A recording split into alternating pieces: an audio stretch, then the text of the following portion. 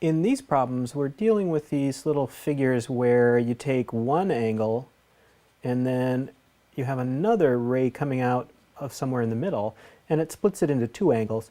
Or actually, you kind of have three angles. There's one small one, another small one, and then there's the big one. And these problems are really about angle addition. And the basic idea is that the measure of the big angle that encompasses both of these smaller angles is the measure of the one smaller angle plus the other smaller angle, which probably makes pretty good sense. So let's take a look at this. The first one says the measure of angle LMN, so that would be this bottom smaller one, equals 42. So I'm just going to write that in. This angle right here, 42. And then it says, and the measure of LMO, now that's the big one, equals 60. So this whole thing right here is 60. And they want us to find the measure of angle OMN, and that's this smaller one up here. So we want to find this one. And you may have already guessed that all we have to do with this is just subtract.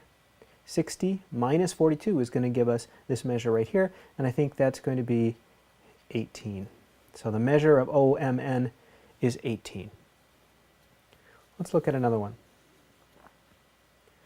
This one says the measure of angle RPQ, so that's the top smaller one, is 2x plus 7. So this is a little bit more complicated. Instead of being given a straightforward number, we're given an algebraic expression. But I'm going to go ahead and write that in anyway. So this one's 2x plus 7.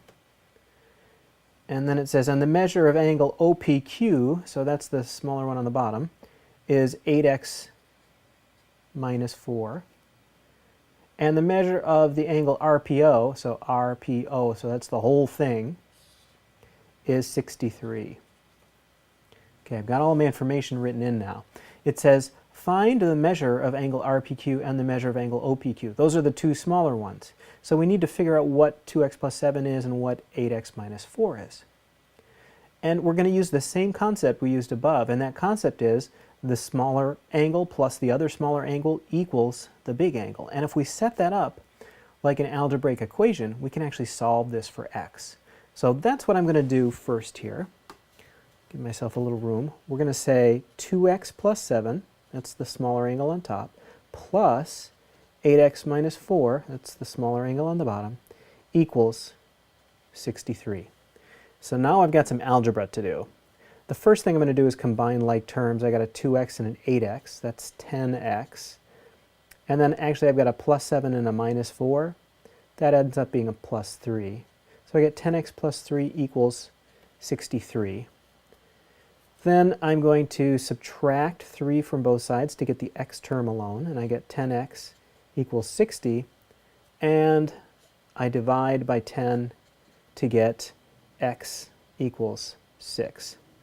But I'm not done. That's not the answer. They didn't want me to find out what x is. They wanted to find out what this angle was and this angle was. To do that, I have to take this 6 and plug it back in for x in these expressions. If I put 6 in for x here, would be 2 times 6, 12, plus 7. So that would be 19. So the measure of this angle is 19. And if I put it in down here, 8 times 6 would be 48 minus 4. So this one would be 44. So my answers are 19 and 44. So that's a little bit about angle addition.